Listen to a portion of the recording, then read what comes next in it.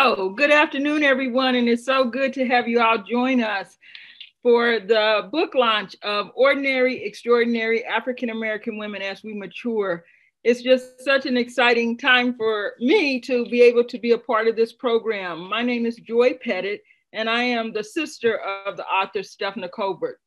And so before we get started with the whole program, just a few housekeeping things that we're gonna tell you about.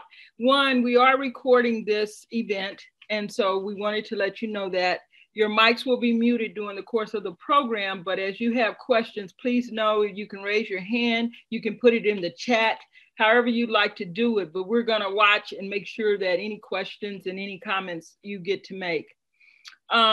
Please use the chat area to send your questions and we'll get through all of them. I wanted to let you all know that through the end of the month, if you go out to Jewel Jordan Publishing website and purchase the book, you also will be entitled to another book free. It's called Color Him Father, and it is one of the first books that Stephana, along with a co-author, wrote. It's a wonderful book, and again, that's just a bonus during Black History Month. You'll also receive that book. Also, during the course of this Zoom meeting or launch, we're going to be giving away a book. We're three books. It's to whoever answers in the chat the questions, the Black History Month questions first. And so, the chat, really does sync it up very nicely such that whoever answers first will receive the book.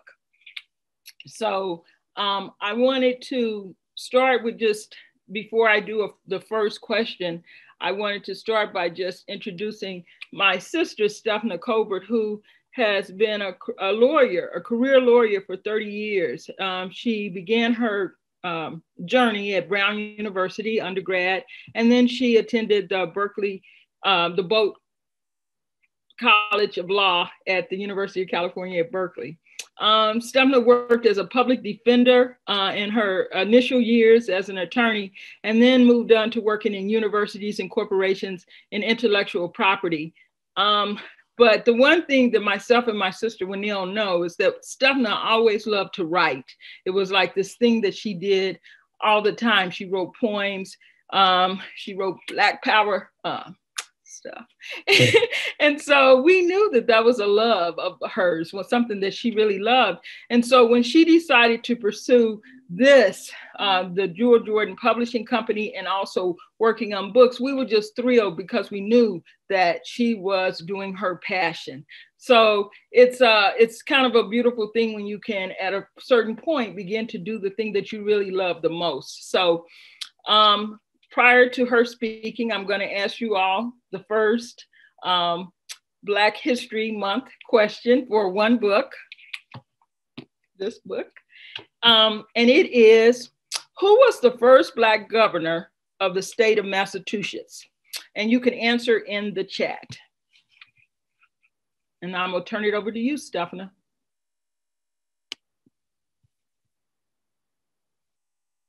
You're on mute.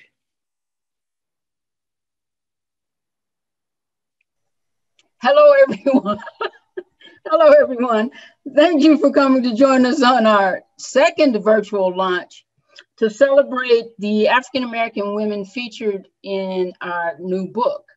The first thing I want to do before I go forward is to acknowledge some of the ladies in this book and some of the ladies in our first book. The first book was Ordinary, Extraordinary African American Women, The Elders.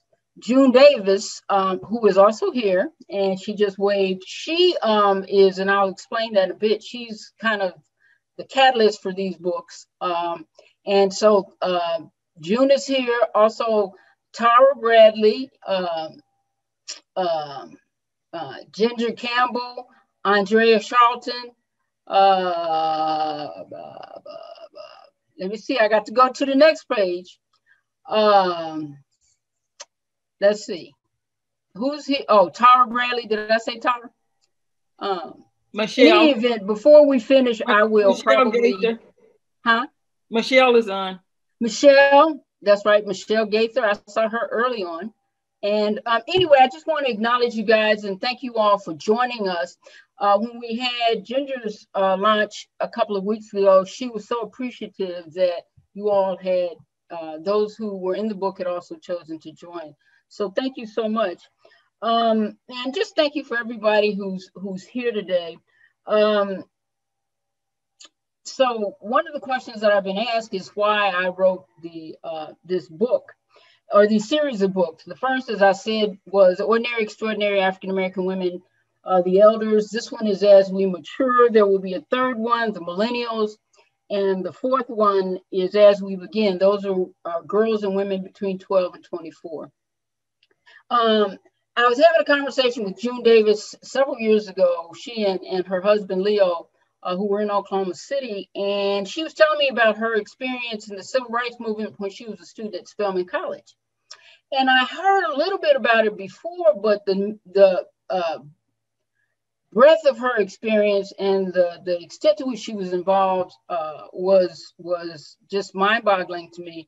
And so I said to her, June, have you ever thought about writing a book about it? And so Leo said, I've said June she needs to write a book. And June said, I don't know.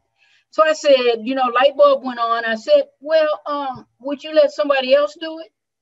And so she said, I'll think about it. I had a subsequent conversation with another elder, Vina Showers, and I asked her if she had stories to tell, and she said, I have several. So that was kind of the catalyst for all of this. And what I realized is I knew a myriad of African-American women from all different areas of life, and they were all extraordinary, but they led their lives as my mother had, or as if they were ordinary people. And so my first real desire here is to celebrate African-American women. It's just that simple. I want to celebrate us because I think we should be celebrated, and we haven't been celebrated to any great extent. Certainly there are some African-American women who are in the spotlight, Michelle Obama, Stacey Abrams, Viola Davis, Vice President Kamala Harris. But I wanted to celebrate the African-American women whose names you may not hear every day. Grandmothers taking care of grandchildren, community activists, artists, survivors who did more than just survive, teachers, mothers of special needs children, sociologists, corporate executives, women of the cloth, entrepreneurs, and like the celebrants today, educators, travel writers, and psychotherapists. All of these women just do. There was a PBS American Masters documentary called How It Feels to Be Free that included Abby Lincoln, Cicely Tyson, Nina Simone, Diane Carroll, Lena Horne, and Pam Grier. And Abby Lincoln said, Black women just do. So it's my effort, my honor, my joy to celebrate African-American women who just do. One of the second reasons is visibility. I want to move from being invisible to being visible. And I think if you think about books like Hidden Figures, The Life of Henrietta Lacks, and even somebody like Breonna Taylor, what happens to us should not be ignored, should not be forgotten. And so I want us to be visible. I want us to be visible. I don't want us to be forgotten. I don't want us to be shoved under the rug. I don't want, Katherine Johnson, but for the African-American woman who wrote the book Hidden Figures, Katherine Johnson and the women of NASA would not, we wouldn't know about them. So I think that's important. I think it also undermines the stereotypes. And then finally, it shows our humanness. That is that Black women are human. We have joy, we have pain, we have laughter, we cry, we love. Sometimes I guess we even hate. But the point is we are human. And I don't think that Black women have been shown in all of our humanness at this point. So I wanted to primarily tell stories of the women in their own words. So a lot of the book, I'm just kind of the narrator. And a lot of what is said is what they said to me during the interviews. Let me say this as well, and then we'll move on to our guest today. We were to have two guests, Renee Gordon, who was the last person in the first book. We did a little look-see at her story, and Renee based upon some personal issues, is not able to join us today. My hope is that she was an educator, teacher, travel writer. She's now a travel writer, someone who's vibrant, important, resilient, smart. Hopefully we'll be able at some point later on to have a conversation with her, but I still encourage you, please read her story, because I think it's an extraordinary one, and one that I think you will enjoy. Now, so for our celebrant today, Dr. Stephanie Brooks, and it is again my honor and my joy, as with all the ladies in the book, to feature her today. Dr. Brooks is a clinical professor in the College of Nursing and Health Professions at Drexel University.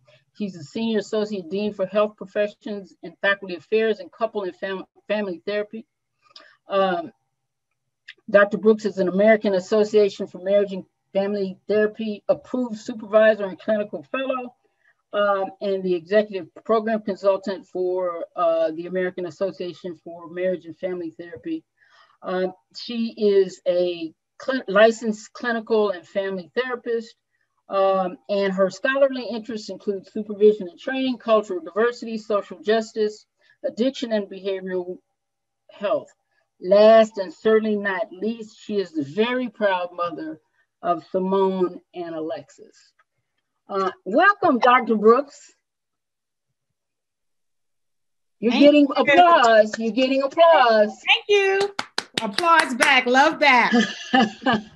So my first question to you is, why did you agree to share your story? So really, you know that initially I was hesitant and paused. So because this is a stretch for me, but there were two reasons. One is that I've been working on being more vulnerable, and I work with people about being vulnerable on various levels. And I thought that this was an opportunity for me to take it one step further.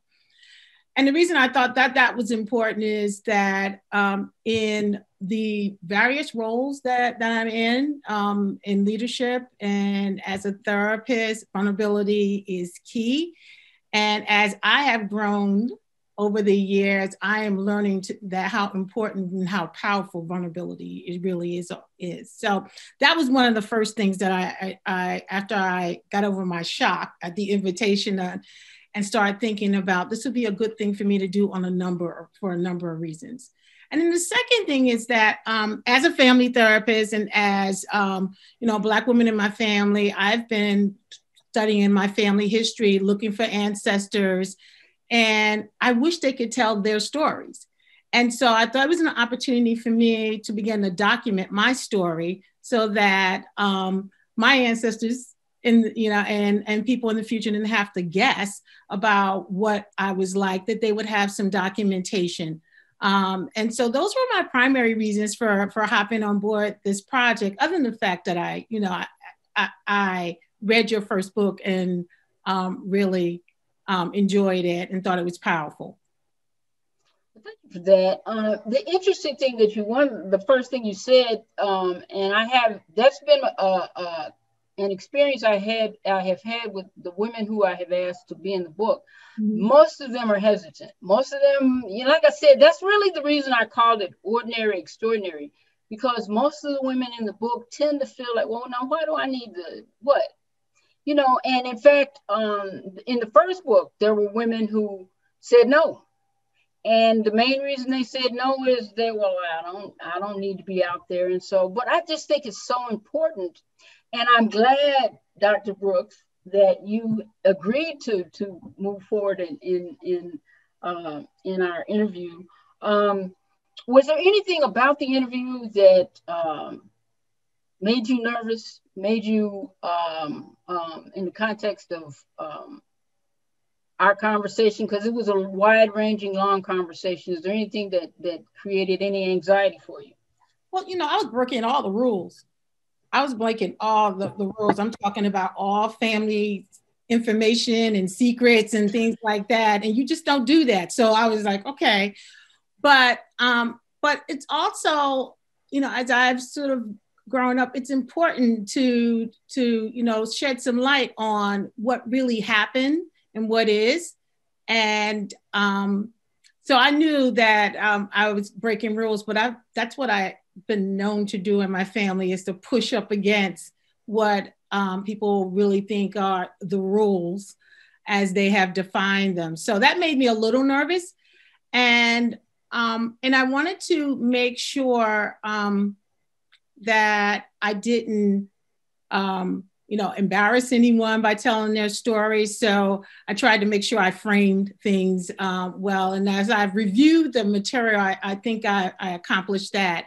And, speaking their truth and the truth about my, upbringing and how I got to where I'm at today, but also the importance of acknowledging all the bumps in the road and the pain and joys that go along with that.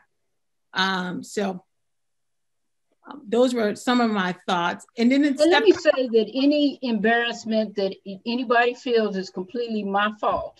It was said to me in the right way, and I use my own poetic license to make mistakes. So don't blame Stephanie, blame me. I want to read a couple of excerpts. I'm going to read a couple of excerpts from her story, and I may ask a follow-up question or two, but the main thing I want to do subsequent to that is to turn it over to you, the audience, to ask questions of her, and just make this a very participative endeavor. We did that last time. I thought it worked well, and so please feel free when we finish this part of it to be ready to ask questions. Okay, so one of the things that has always impressed me about Dr. Brooks is her commitment to her community, to social justice, and in telling her story, her commitment to, okay, that's my phone. And just so you know, when my father passed, in the middle of his service, my cell phone went off. So, this is just what I do, I guess. Anyway, this section is about her life's work, and this particular section is called Social Justice, Something Felt Wrong to Me. Perhaps because of her tendency to watch, observe, and ask questions, Stephanie's chosen professions as social worker, counselor, and psychotherapist were always her destiny. Yet it was really her social consciousness, her sense that something felt wrong, that led her on a path towards social justice that culminated in her professional choices. Stephanie's words: "From the time I was catching buses, because there were no school buses in Newark, I had to take public transportation downtown. I was sort of watching folks. On Sundays, on our way to church, we walked past the youth house, which I discovered was a juvenile detention center.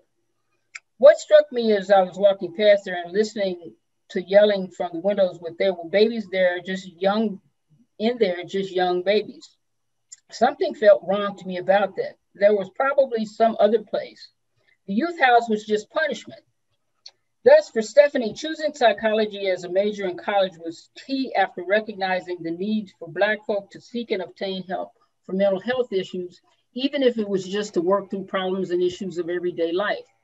I was drawn to psychology because I saw people all around me hurting in a variety of ways and people not acknowledging it. You didn't spend a lot of time emoting, you just handled your business. In my neighborhood and community, you didn't spend a lot of time emoting, you just handled your business. I watched people have these tragedies and traumas in their lives, and they would just keep pushing. I didn't understand, and I wondered, how are these people dealing with this? I saw people who were seemingly perfectly fine, and they would get into addictions, and then you watch their lives spiral out of control. These are people I went to school with, people in their neighborhood. The neighborhood was pretty stable when I grew up. White people moved out because we moved in. And for many years, this was a stable block of Black families and Black people. Watching these people change when I was young, I wondered what happened. And so I guess kind of my question that emanates from that passage is really, you know, and I talk about early on in your story, the fact that African Americans tend not to want to embrace psychotherapy, don't want to talk about their problems, don't want to talk to somebody else about what goes wrong. And so, and I will say from a personal perspective, I have done so. And in fact, I was Stephanie's patient at one time. based upon an incident that occurred in my life. And so I know the value of it. And so, Stephanie, for me, my question is, where do you see us in the African-American community now? Are we more inclined towards it? Is there still work to do? How do you see us in terms of really embracing the idea of tending to our mental health? Well, I'm just going to say this. There's still more work to do, but definitely we've made some progress. And, you know, there are a couple different things that, for me, that point to that. I remember when I started, after I finished my master's program in social work and shortly thereafter, I could probably count the number of Black therapists who were in Philadelphia, and we all knew each other, and, you know, and we're referring to each other.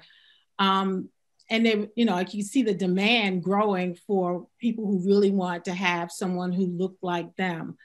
And one of the things that gives me a sense of pride in two different, actually two areas, is there is now a Facebook page for clinicians of color that is amazing. They're therapists nationally. And while they all have very diverse practices, the majority of the clients that they see are Black folks.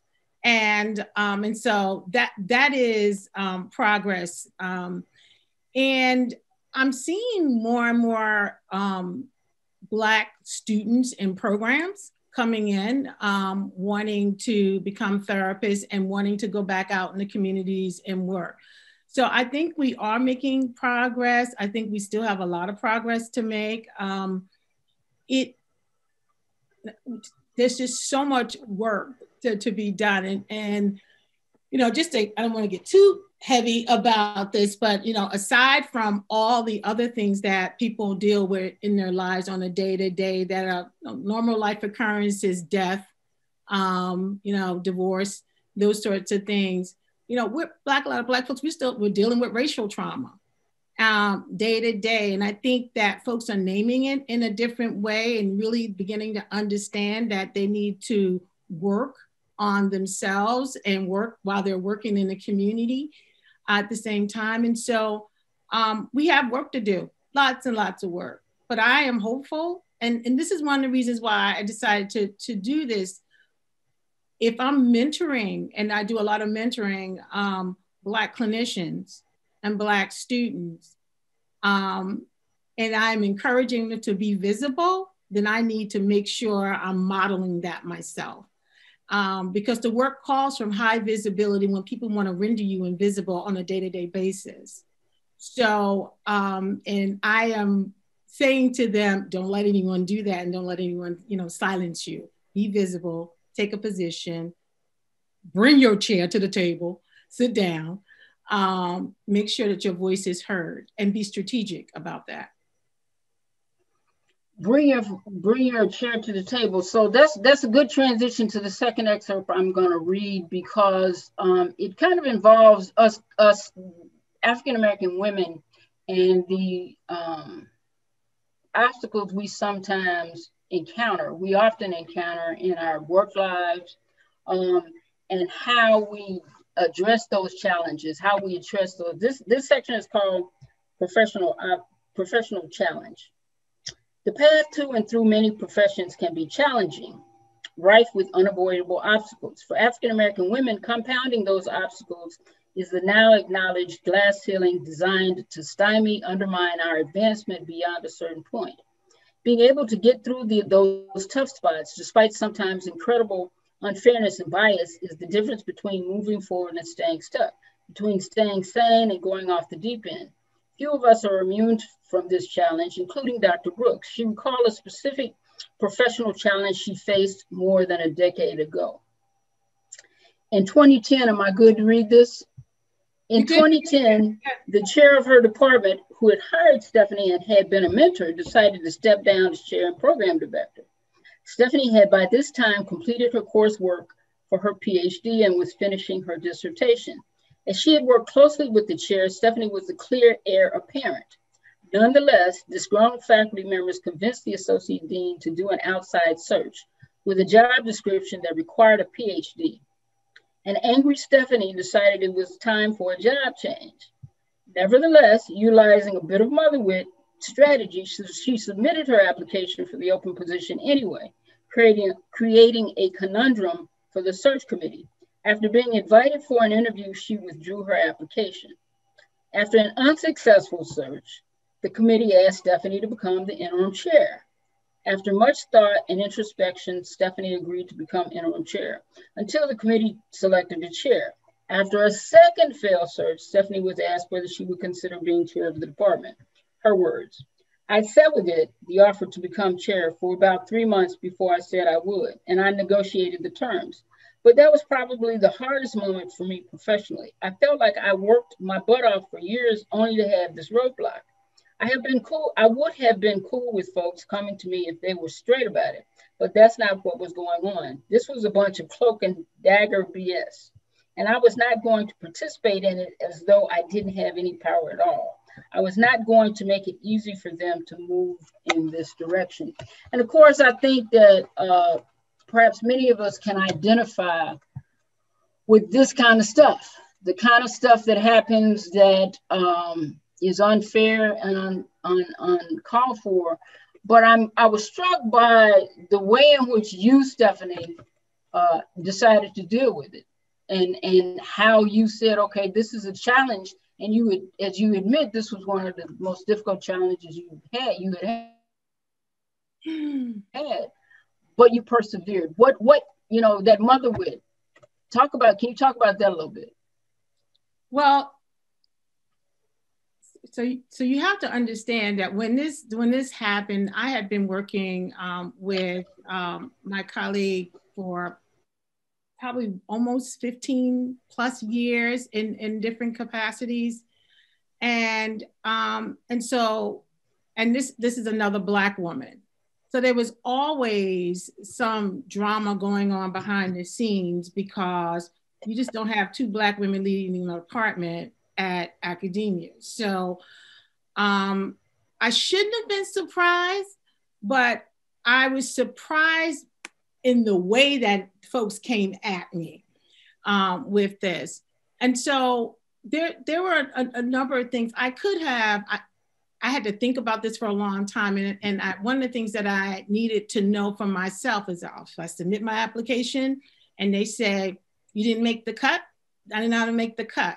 But I wasn't going to make it easy for them to just dismiss me and say, because basically what they were saying is that you weren't capable of doing it. And I was saying, there's no one else out there that can do this. What you're looking for doesn't exist. And so you're going to have to tell me I'm not qualified. That's it. And I was prepared. I was prepared for that. And I was looking for a job, and I always have my private practice to fall back on.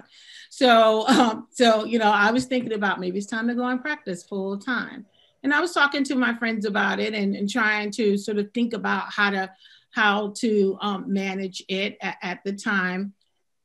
The other thing that was going on for me is that I didn't want to be chair. People didn't want me to be chair. And because I knew that was going to come with a lot of drama. And I didn't have at that time the folks in the right places and spaces and had their ear to the ground to have my back.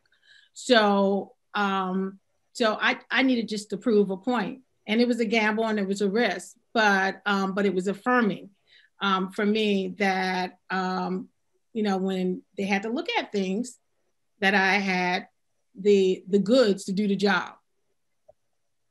Which was always the case, but it just always sometimes seems that, there's this extra step we have to go through in order to it's not that you are, your qualifications magically appeared, right? I mean, but it's just that struggle and that challenge. But, for me, the end result is that you said, I'm going to meet this challenge. I'm not going to put my head in the sand, No, I was. And I had people who were in the department who were outraged about it too. And so I know it wasn't all in my head that I was really furious about this. But you you're absolutely right. And one of the things that I've been trying to communicate to students is that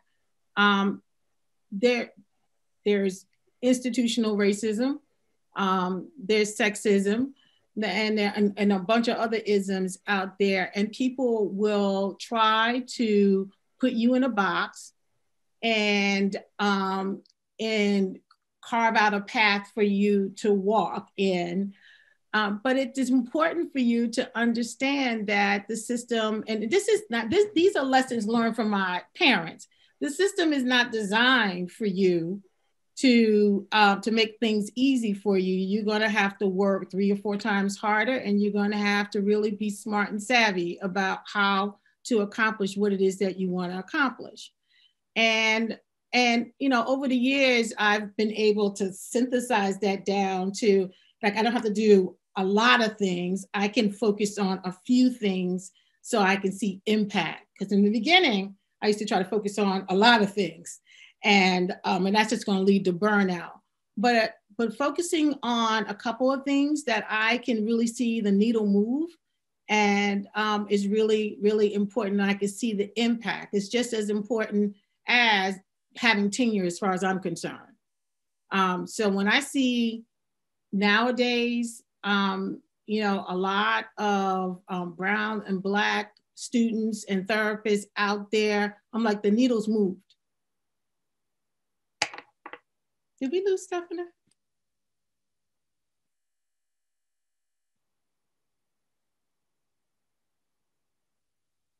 Yes, we might have lost her because her internet was going in and out. So, Dr. Brooks? Yeah. I'm Dr. Joseph Richardson. I have a question while we're waiting to re-engage with Stephana. First of all, congratulations on the field that you've selected. As you know, in industry, you have rules of engagement. Some are written rules, some are unwritten rules. And so it's incumbent upon us to understand the particulars of both. Mm-hmm. So as you introduce different strategies, my field is organizational behavior. So do you include emotional intelligence as part of your methodology? And would you speak a little bit about the significance of emotional intelligence and then the differentiation of emotional quotient versus emotional intelligence? Because the quotient is just a numeric value, but the actual emotional intelligence is how you control your behavior. Right. So emotional intelligence is really key, I think, in navigating any organization and definitely navigating leadership. And again, tying this back to one of the things that I said why I wanted to do this was about, for me, stretching around vulnerability. If you are not in touch with yourself and your issues and what sets you off, if you don't learn how to trust your intuition, to really value where you're strong at and understand your emotions, you're in a lot of trouble unless you can be as smart as anyone and have all the knowledge. But the ability to be able to read a room, the ability to be able to name things, processes, and the ability to be able to develop relationships and maintain relationships is just as important as having a PhD, as far as I'm concerned. And so those are the things that I try to employ in my work on a day-to-day, is knowing that in the kind of environment that I'm working in, that everyone's not my friend, and that's perfectly fine. But it's important for me to have relationships with people and different kinds of relationships, and know how to leverage those relationships when I need to leverage them in getting decisions made. And so while some people, I actually have one of my colleagues, we have just different leadership styles. They're much more hierarchical. I'm not hierarchical. I know things have to get done, but I'll take the time to talk to people, find out what they're feeling and they're thinking and they're needing and they're wanting. and get some input from other folks, because, you know, the group is smarter than one person as far as I'm concerned. And then I make a decision about things. So it takes you a little bit longer, but I think the process is valued by people, and I value the process because I'm always learning something, and that builds trust, which is, you know, a part of really understanding how systems operate, that people need to feel that, you know, you're in their corner and they have your best interest at heart. So I think that emotional intelligence is key. And also, you had mentioned about relationships. Mm-hmm. And in corporate America or in academia, there are so many different kinds of relationships that are very important. There's an adage that I developed actually a while back. Attitude, not aptitude, will determine altitude. And that is very important. So realizing, of course, that there are different kinds of relationships in either academia or corporate America, do you want to talk a little bit about the how important it is to have a mentor and the things that you need to do in order to develop that mentee-mentor relationship? Yes, so it's critical, and one of my mentors is here. So I'm not going to name her. If she chooses to name herself later on, that's fine. She can volunteer. And who can volunteer? Oh, your mentor. Oh, she can volunteer if she chooses to volunteer. But so I'm going to talk about two different things, and this is some of the work that I'm getting into now. The importance of having mentorship and the importance of having sponsorship. So for me, a lot of my mentors up until the point where I moved into Drexel were white men. And I was young. I didn't even know they were mentoring me. And so that was really interesting, but they were mentoring me, and they were and they were bringing me along. But it wasn't until just before I moved into Drexel that I really had the first Black woman that I worked with and reported to, who also mentored me. And, but she also sponsored me. She positioned me in places where I could learn things and begin to understand the profession and begin to have influence. And so part of what I do now is that mentorship is really important. And I tell folks that I have mentor and that I continue to mentor that you need different types of mentors. And you need to also simultaneously have people who are sponsoring you, that people who are looking out across the profession and saying this position is opening up and you're really good at doing this. You should think about applying it, or you should think about getting on this committee.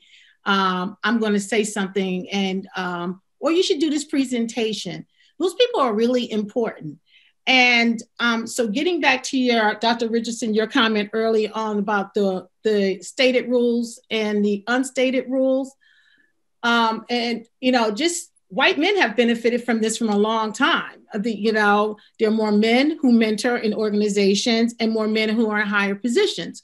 So that white men who have these relationships with other white men benefit from those relationships. And so now that I'm, you know, in positions where, you know, I have opportunities to open the door a little bit wider for my colleagues or for students, you know, I make that my mission to do so. And for me, when I started doing that, you know, it's just like, this is just what you do. This is not work. But now I understand how powerful it is. And I'm so much more intentional about it.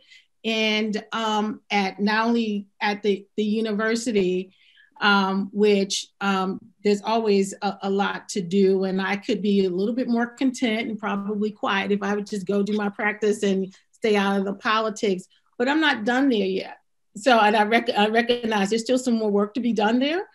And in the profession and the national organizations and some of the other places, there's still some work to be done. And there's a movement that's happening. And I have a couple more things that I would like to see happen there. So just one last thing. You had mentioned about politics. You can't avoid awareness, whether you choose to participate or not. It is very important that you are aware of the hierarchical relationship that you may have with others. So the person that you want to have as a mentor, you don't necessarily need permission from that person, because there are characteristics that that person has that may benefit you in your career. I want to talk a little bit about how a person would go about selecting a mentor to emulate and to have as a sponsor. So there, I can tell you, Doug, a couple of different ways. Sometimes there are folks that just gravitate towards you, and no matter what you do, they're not going anywhere. And so, but the first thing you want to do is that you do want to start developing a relationship with that individual, and you want to start, ask for meetings. And this is again at Drexel something that we have. A Black and brown students who are in the classroom and with who are afraid to make appointments to see faculty because they think that people are too busy to meet with them. So as a mentor or a potential mentor, or knowing someone that you're in that kind of environment, you have to also send a signal that you're approachable and that you're interested in them, and that what happens to them matters to you. And so there's no question. Sometimes I am tired and I'm behind on email and I really don't have time to meet, but I understand how important that is for me to continue to meet with various individuals and share information. So you want to develop a relationship with them. You want to find out if you can work with them on a project. If there's no project, you want to find out, how, just ask them questions about their career development. How did you get here? What did you do? What were some of the lessons learned? And, that for me is really something that's very important, because I didn't have that opportunity. I had to learn the lessons and keep moving at the same time. So I'm eager to share that. There are individuals that, when you want to think about mentors and getting back to different types of mentors, I have professionals who will just reach out when they're going to look for a job. And I might not hear from them for a year, but they're like, I applied for this faculty position, and can you help me think about how to negotiate salary? Can you help me think about what I should be asking for in a startup packet? Would you look over my letter? And then I might not hear, they'll say, thank you. I'll say, let me know if you get it. They'll say, thank you. And I may not hear from them again, and that's fine. So there are different types of relations, people I'm in contact with frequently, people I may not speak to, but in all of those relationships, I expressed an interest in knowing about them and letting them know that their experience mattered to me. Okay, so I was gone for a while. You missed the good stuff. Huh? You missed the good stuff. I know I did. So now, I don't know what y'all did, but more questions. Let's open it up for additional questions. I don't know if we got that last excerpt written, but we did not. So you weren't gone that long, Steph. So that still needs to happen. Well, okay, but let me say this: if there are questions, because I was gone for a minute, if we want to go ahead to the Q&A now, that's fine. I would love it. I see a hand raised, and I'm not going to try to mispronounce your last name, Diana. Yeah, and you have to unmute. Nova Scotia, like Nova Scotia. That's the easiest way to pronounce it. Okay. You were asking me a question. I'm sorry. I thought you had your hand up. No. I just want to. I'm one of the examples that Stephanie Brooks was saying. I was a student and then had to fade for a while. But my heart is always there. I'm one of these people that come and go. So, thank you. Thank you. Marisol Norris, you have a question. Please unmute. Go ahead. I didn't raise my hand either. However, I have benefited from Dr. Brooks' mentorship in many different ways. One of the things that does come to mind for me is the ways in which you spoke about that particular job and finding and sending in that application, even though there was not necessarily place for you. And so I think about how Black women and womenist strategies of placemaking, how that has been one of the ways in which we have kind of cared for ourselves, made directions and places for ourselves. And I'm wondering, in addition to mentorship, what are some other ways in which you have either created place that you can be poured into, or how you've kind of networked, not necessarily networking, but how have you collaborated and engaged with other women to create these kind of spaces for further nurturance? Marisol, could you repeat the last part of that? You're a little choppy, or it's a little something's going on. I don't know if it's on my end. Yeah, so I was just wondering, what are some ways in which you've created place with other Black women and other in the communities that have been a source of nurturance over the years? Yeah, so there have been women that I have worked with where we've sort of developed a relationship over the years, and we decided to collaborate on a project. Sharing our stories informally really has made a difference, and it's been affirming to us. There, not in COVID time. It's one of the things that I miss. I miss going to restaurants. Is one of the things that I miss during COVID. I miss eating out, but going out and making time to sit down and have conversations and checking in on people. One of the things that, and I'll talk about this because I've been trying to think about what's after Drexel, and I'm trying to set that up now, is that I've spent, in my private practice, there have been a number of Black women who are faculty members at other universities that have come in for therapy. But one of the things that has been stressful for them is that whole tenure promotion process. And that they feel isolated, no one's talking to them about it. They don't even really know what they should be doing because the folks who should be talking with them about it are not just giving information. So I work with them in therapy, but at the same time, because I have some information, some knowledge that I can share with them about how to manage things, the therapy has moved in that direction. So I've really been thinking about post-Drexel, setting up a consultation service, expanding my practice where I have some type of professional development institute or something like that and actually I'm thinking I want to start with women of color and then maybe move out from there. But because those places aren't there for people, not formally, to have conversation, to gain knowledge, to have support. You don't need to be in therapy to do that. And that's one of the sort of the light bulb moment I had. Was like, I can really blend these two things together and maybe do some good, but for the next generation of Black women who are going into academia.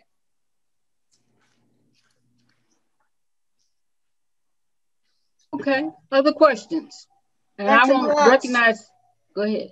Dr. Brooks, there's these wonderful buzzwords going on in businesses and organizations, government and the like right now: diversity, inclusion, equity, belonging. We're checking a lot of boxes these days, to a certain degree anyway. Some of it is legitimate, some of it is certainly purposeful. But, what would you say would be, given all the attempts in the past to achieve, the same end, some that have obviously long-term not been sustainable. What is sustainable? What is, in your opinion, what is going to be sustainable? I think, and perhaps I'm dreaming, so I'll say that. But I think that what's going to make this sustainable is when you see more folks in the academy who look like me, and that it is a part of, you know, doing business as usual. And I think that, I mean, we all know that's one of the reasons why organizations and institutions are really interested in this. I mean, one, they know that it's good business. Two is that they know the demographics are changing. And so they have to do something about that. But I really don't think it's going to change until you change who's sitting at the table. And I had some experience with that. And so I dream that if that happens on a larger scale, if there are more people at the table who are representing different places and spaces and identities and so forth, then change may be sustainable. That's the norm, if you will. So before we go to the next drawing, when do you think that's going to happen? Maybe by the time I'm 90. That's 30 years. that's some way out. I don't know. I see it happening in some places, and as I said, that I was trying to just sort of think back. So the year might have been 1996 or 97. So I started in the professional organization and doing some site visiting for other academic programs. So I've been a site visitor ever since that. I had my first site visit with another Black woman last year in August. Wow. And I am really active. And so when I shared that with her, she was blown away. She's been in the field for about 8 years. And, but I was like, I just want you to know this, you know, as long as I've been chairing site visits, I've been on site visit teams. This is the first team I've ever been on with a Black woman and any other woman of color, in fact. Wow. So what I see happening at a national level is that there's definitely more racial diversity that's happening. And those individuals are going in academia. And so, and they're getting involved nationally. It you know, and what I've been saying to them is that this is your association, really. So, you know, you need to make sure that you're at the table, that you have a role in doing, engaging in things and making sure that as things move forward, it's and there in that space, it's going to happen. In spite of some people trying to keep things the same.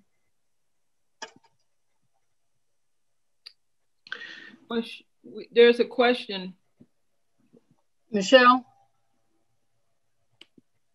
You have to unmute yourself. Yes. Okay, I'm sorry. Can you hear me? Yeah. Dr. Brooks, I was trying to do the chat. Apparently, I'm not doing it right. But anyway, my question is to you as a psychotherapist. When you're in practice and considering that you do have African-American clients and African-American women, do you find that you use a cultural approach in terms of treating your clientele and assisting them or helping them to navigate the external world? Yes. And I said that yes, because for me, it's just like, yes, that, and it's what I teach. And so, you know, this was quite a journey because I always knew, this goes back to what Stephana alluded to it in the book, of knowing something was wrong. And then studying psychology. I did not go into psychology at a graduate level. I was not, once I began to really understand some of the various perspectives, particularly when I was in school, all Black people or folks who were in the city, they were in the abnormal psych book, and I knew that couldn't be the case. Everybody wasn't abnormal. So, and so I was really intentional and hungry for looking for ways to work with Black folks. And, you know, because as I looked at the various therapy models, I wasn't satisfied with them. Until I got to Philly, actually, when I came to my social work program at Penn had an emphasis on the eradication of isms. And so that spoke to me and was the reason why I decided to attend Penn. And so I work from a framework that is culturally informed.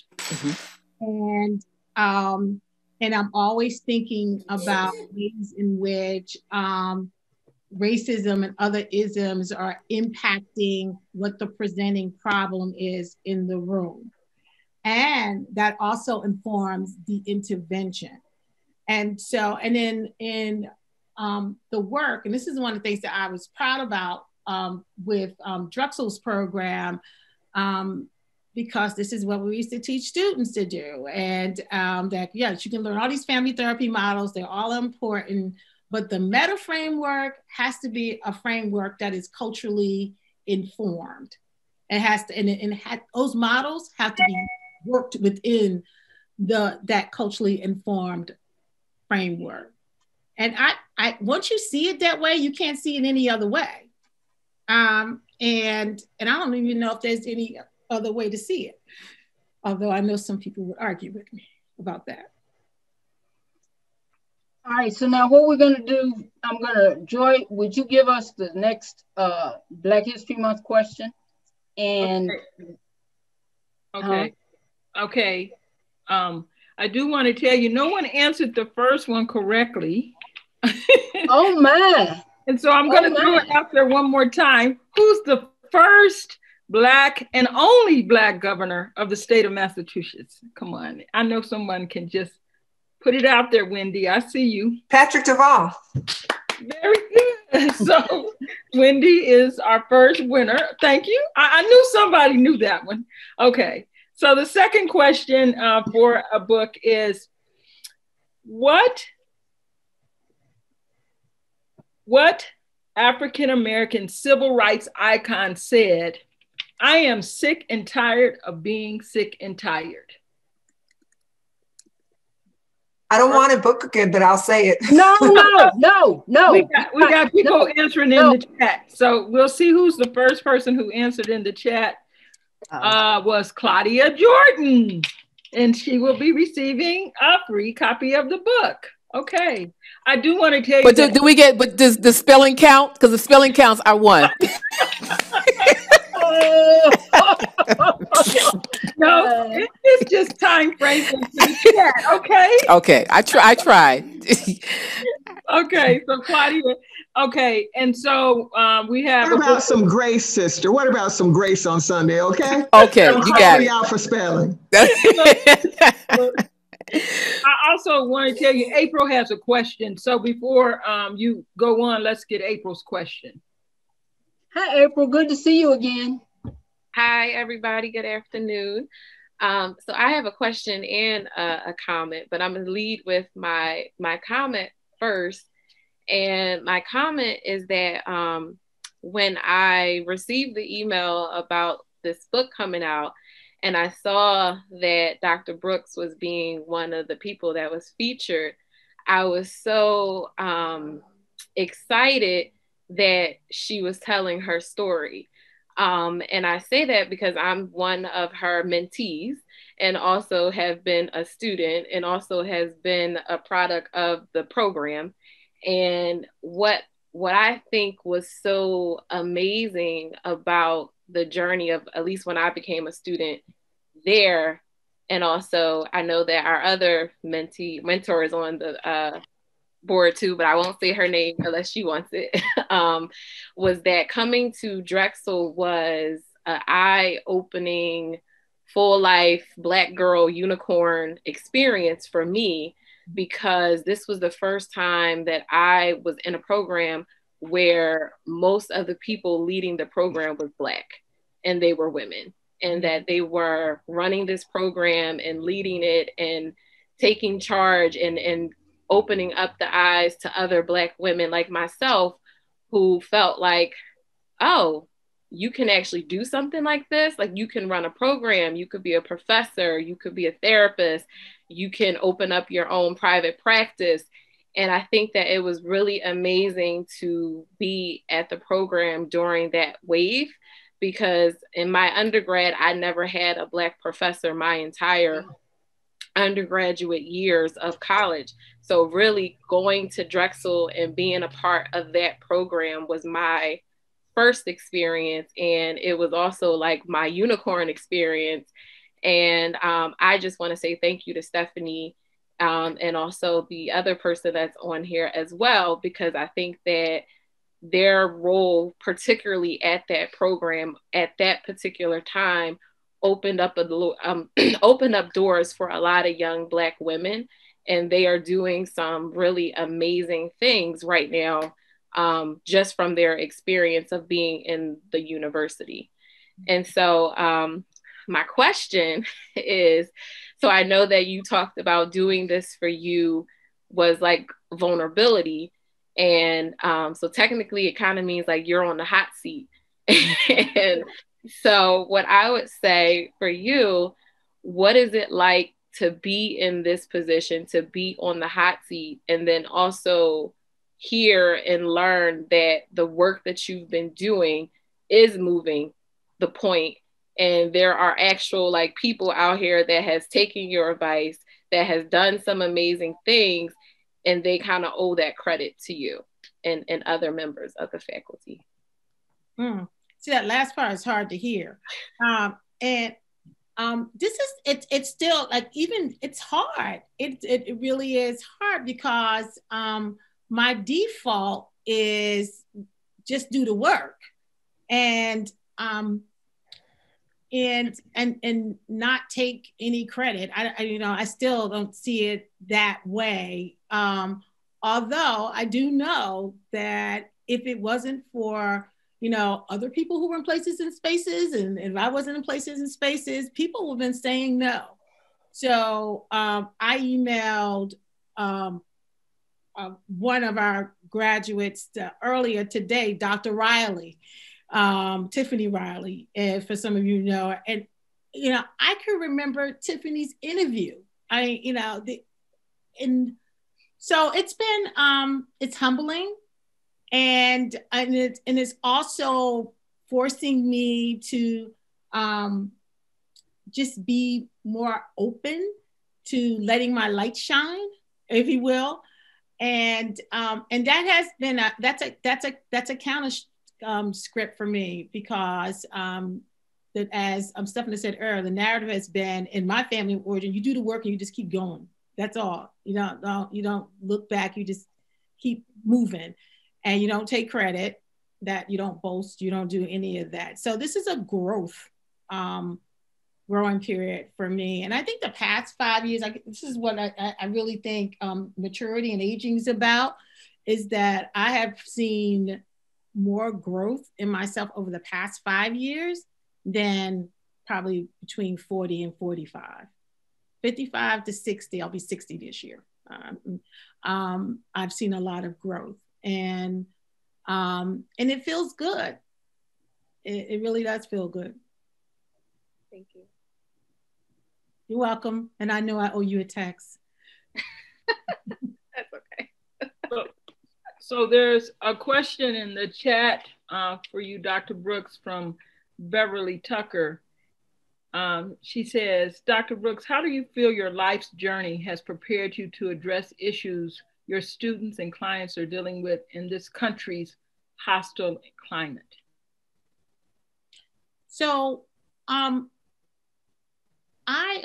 grew up in Newark, New Jersey, and it took, like any other family in the 60s and in the 70s in Newark, my parents worked hard. And I remember Newark post Newark riots as a kid. In fact, my parents sent us south during the riots to our grandparents' house. And so I came back to Newark post riots. and this is where I would watch. I would watch watch what was going on in the community. My maternal side of the family is from North Carolina, almost right at the South Carolina line.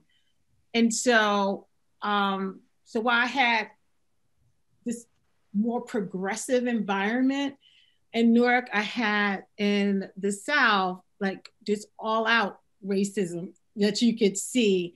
And I had these folks in my life who were handling it very differently. So, you know, it's just the way it was. My grandparents worked and they kept their head down and they just did what they had to do to get along. On the flip side, I had parents who were very much aware of oppression. My dad in particular was more of a rebel and was constantly coaching about how to deal with difficult situations.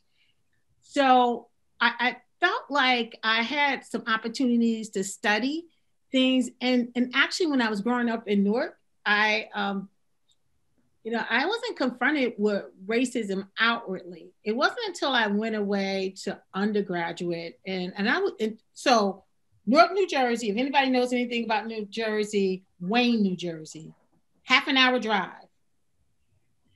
William Patterson College. So now I've gone from I was at a performing arts school, high school, so it was Black and Latinx students there. I go from there to this environment, and there's maybe one Black person in a class, maybe, and they're total different environment, people calling you names and pranking you under your doors and constantly. And so it was a really like a hostile environment. And it was such a culture shock that from the environment that I grew up in Newark. So knowing that racism exists, knowing all these things, but not experiencing it firsthand of walking out your dorm door and having someone have some name on there that they've written on there, or pouring water under your dorm door from the toilet with trash and a bunch of other things. So it was that was the wake up call. And where I found my sisterhood, sort of like in college, was that there was a group of us, Black students who started at the same time, and we became extremely tight. In fact, that group still meets regularly and with each other. But I also wind up pledging when I was in Patterson, so I pledged Delta. And if I hadn't pledged Delta, I don't know what was going to happen to me. That's where I started to find some holding space with people who provided support. So I think that, at William Patterson and then again at Penn was progressive in some ways, but it was the same place. I remember when I was there my first year, I was protesting and I was like, I thought I left this. And, I was protesting. But one of the things that was different about my experience at Penn that I'm forever grateful for, and my friend Dakari is on the call, is that there was a group of Black faculty and administrators in the School of Social Work there who not only taught us in class, but they taught us how to navigate. And they taught us how to advocate, and they taught us how to be present. And so that was amazingly helpful, because as I said earlier on, I would try to just deal with everything. So if there was an injustice or an issue, I was on it. And I remember Sam Sylvester and Ornice Leslie saying, you got to pick your battles. You got to decide on where you're going to put your energy on it. You got to start something. You need to focus. You need to finish it. And if you keep doing what you're doing, you're going to burn out completely. And they just like really mentored us throughout that whole process. And by the way, that was one of the reasons why, other reasons why I chose Penn is because they had all these Black faculty in the handbook, in the thing in there, and I was like, this can't be. So I think that experience at Penn, and I worked at Penn for about 7 years after I graduated from the School of Social Work. So I had an opportunity to really be exposed to some really sophisticated politics around how people excluded and included people in places and spaces really taught me a lot.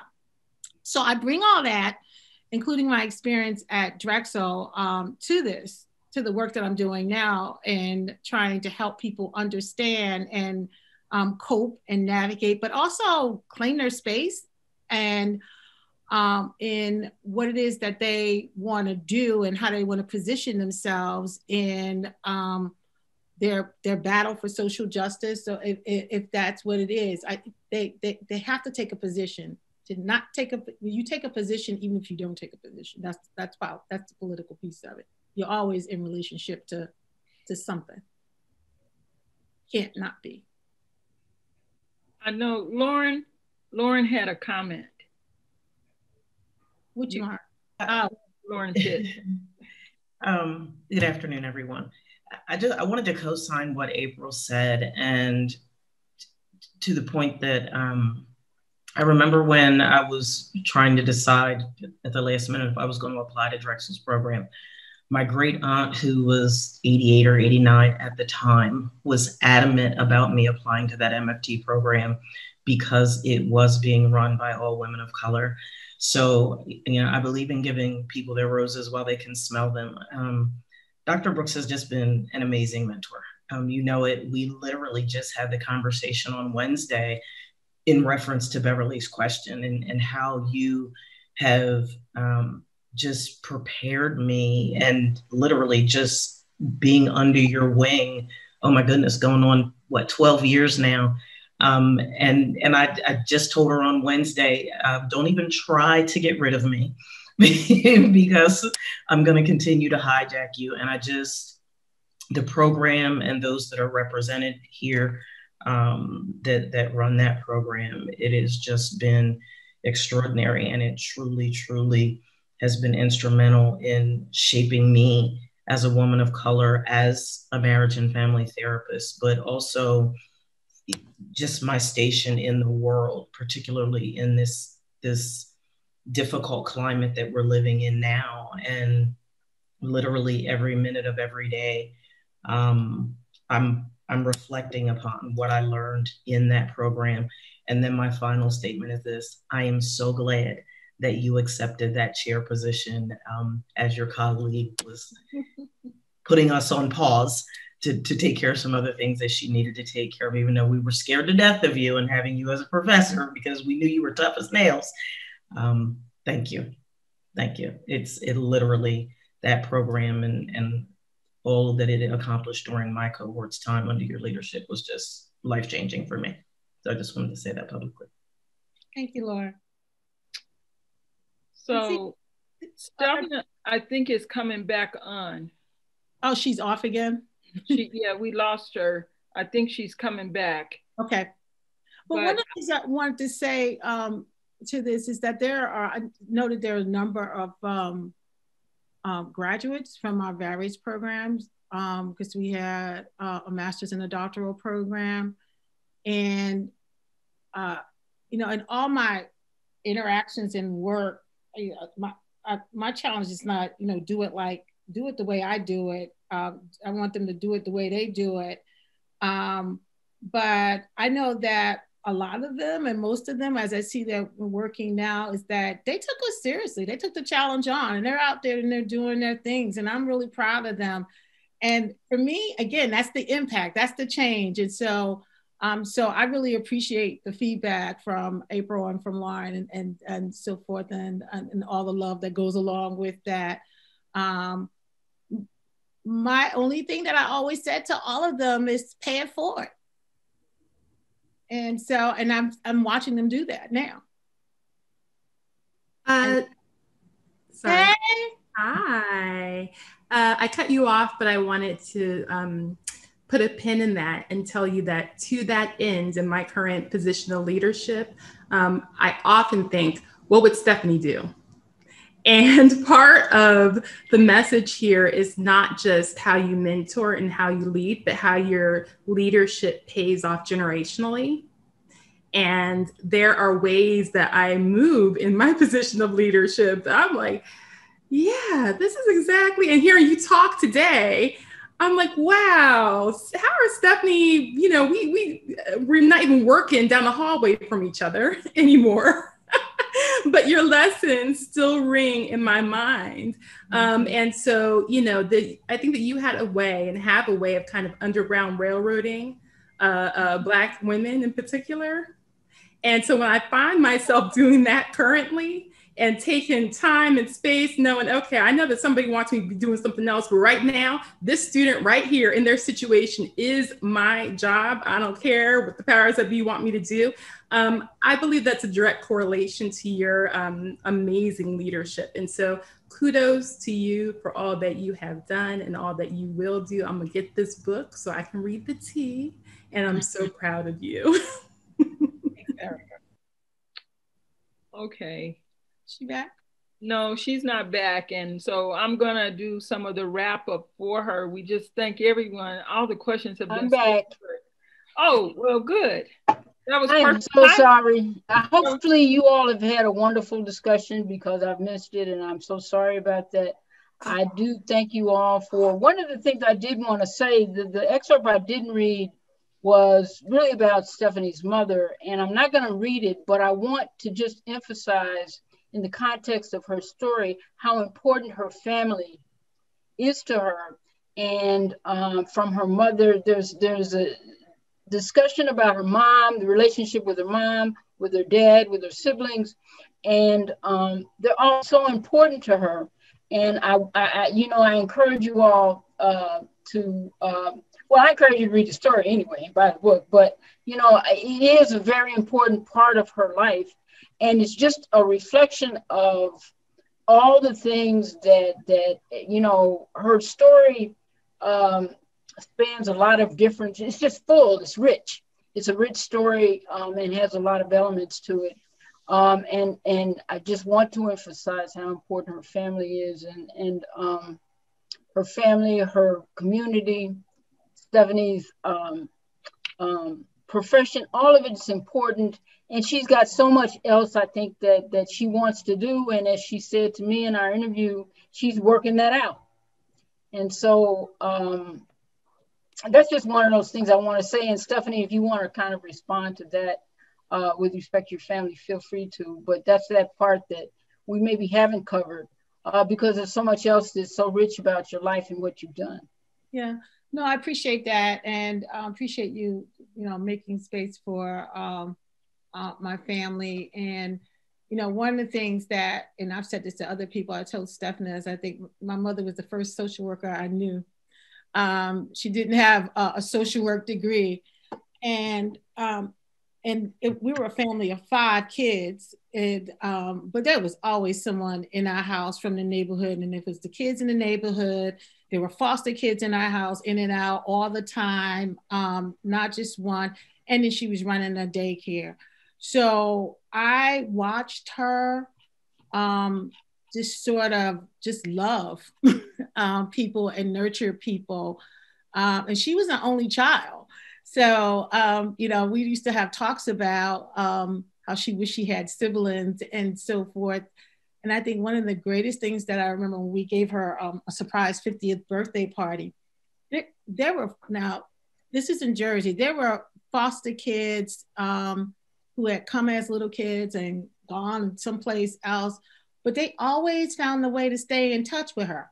So I would come home and someone would be there. And I'm like, where did they come from? But they found her because she hadn't moved. So they remembered the house and everything. And in fact, at her death in 2016, one of my foster brothers who she had kept in contact with was in and out of the house, Corey, came back and lived at the house and helped care for her and was there when she died. And I remember before she died, she was like, I have all my kids with me now. And that's who she was. She just had a big heart.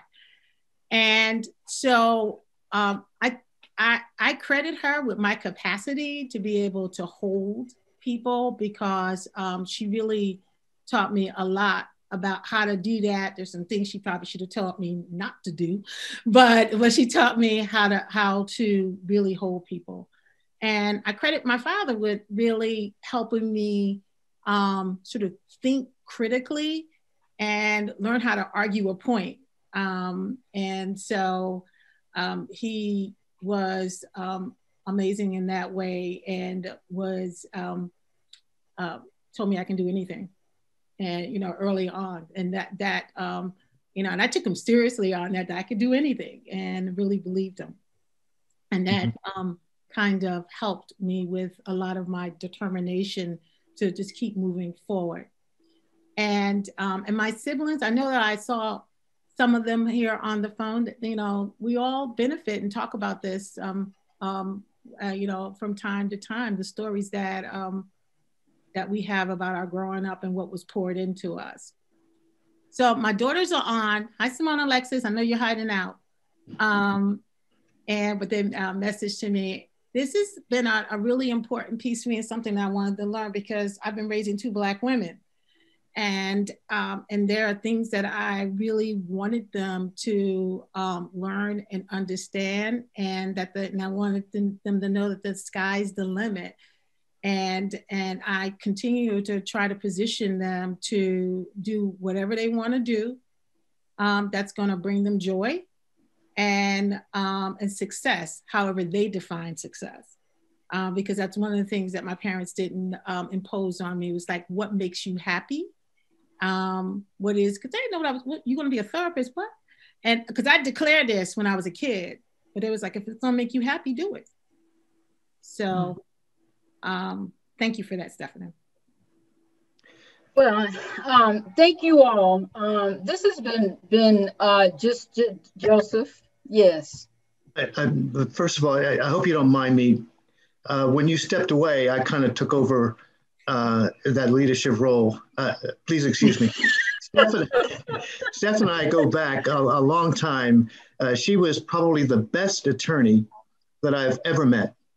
And she's a phenomenal person, as well as being a phenomenal attorney. But I want to thank you for putting this together. I really appreciated it. And if Dr. Brooks, if I have your permission, I'd like to ask Stephana to provide me with your contact information and vice versa. Absolutely. I don't know if you've ever heard of Kailey Carr. It's Kailei, Carr, Carr. She has a podcast called Beyond the Business Suit, and it's on Google. And her focus is professional women, in particular, professional women of color. Mm-hmm. And some of the issues that they are dealing with or will be dealing with in corporate America. And I think that you would benefit, and she would benefit with having some kind of relationship with you. So I would urge you to look her up. And then when I contact you separately, I can give you her contact information. But I think we should give Stephana and also Dr. Brooks a round of applause. The applause, thank you, but the applause really absolutely goes to, and I say this without any level of humility. I mean, the applause goes to the ladies in the book, because they were willing to share their stories. And I think, hopefully what our audience sees, and those who read the book see, is just what extraordinary African-American women are, and what we do, and how we exist, and the obstacles we have, but the fact that we keep getting up. We don't sit down, we keep getting up, we pursue, we prevail. Let me recognize Tyna Price and Beverly Pegues Tucker, because they weren't recognized in the very beginning. They're also in the next book. I also want to let you know that the link to for a replay of this event will be on our YouTube and website. There are 4 more launches scheduled. The next launch is next Sunday, February 28th at 2 p.m. Central Standard Time, featuring Tara Bradley, Yvette Stevenson, and Angela Lambert. The entire calendar is on our website. I think Joy talked about books. There's an interview coming up on March 1st that we're going to do with the Book of Shine, which is a part of a new streaming network called Fox Soul. The link will also be on our website. The third book is Ordinary Extraordinary African American Women, the Millennials. If there are recommendations that you have for somebody who should be included in the book, please let us know that, and you can send it to our website at info@JewelJordanPublishing.com. Thank you to Joy, Brian, Ginger, and all of you all who, I apologize for me going away. Thank you so much for your persistence and for being here. But thank you most of all to Dr. Stephanie Brooks for her willingness to share her story and for being here today, and for being such an inspiration to everybody with whom she's come in contact with. I thank you all. I guess that's it. Unless anybody has anything else to say, thank you all.